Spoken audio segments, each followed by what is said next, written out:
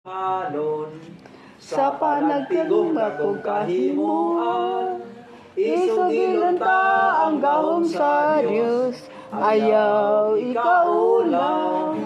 Tumindog ka, isugilon ang gahom sa Ginoo.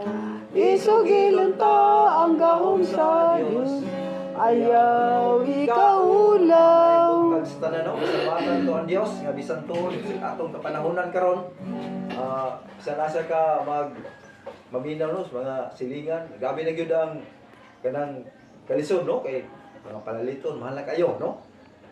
Apan sa gihapon maigsoon padayon gihapon ta sa pagkinabuhi sumala pa sa Biblia nga bisan naay mga kalisod kay mao ni ang pamaagi sa Ginoo, maabot pa Ginoo.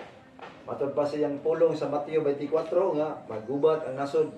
Matog nasod dahil mga kabatay no gutom sa nagkalaing lugar no una dili na gini matuis ang giingon sa Biblia no apan ang ato kunong buhaton ingon sa basahon na to unsay giingon diri sa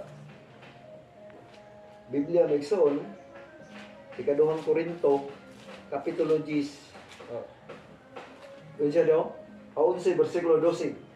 Padayunon ko pagbuhat ang gihimo ko karon aron muhunong ang kagyunan ni adtong nagtinguha sa pagpasigarbo o pagpakita nga sila usab naghimo sa amang butang no unsa may atong gibuhat ato kuno ning padayunon no muna ang atong gibuhat karon gikan pagsugod nangalagad ta sa Ginoo padayunon lagi kuno nato ni sumala pa sa balaan nga kasultan.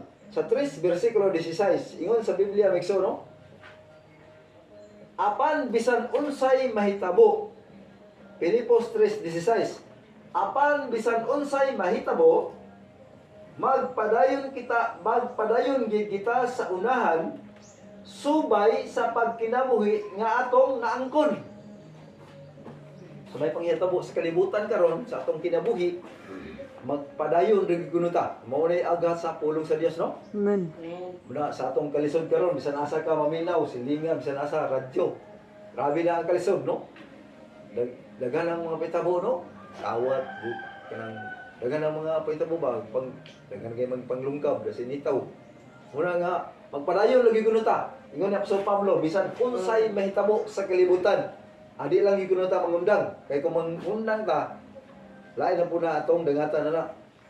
Muna nga, nagpasalig ang Ginoo na to, adi lang kita mangundang. Padayon lagi ko na ta. Muna gingon sa balaan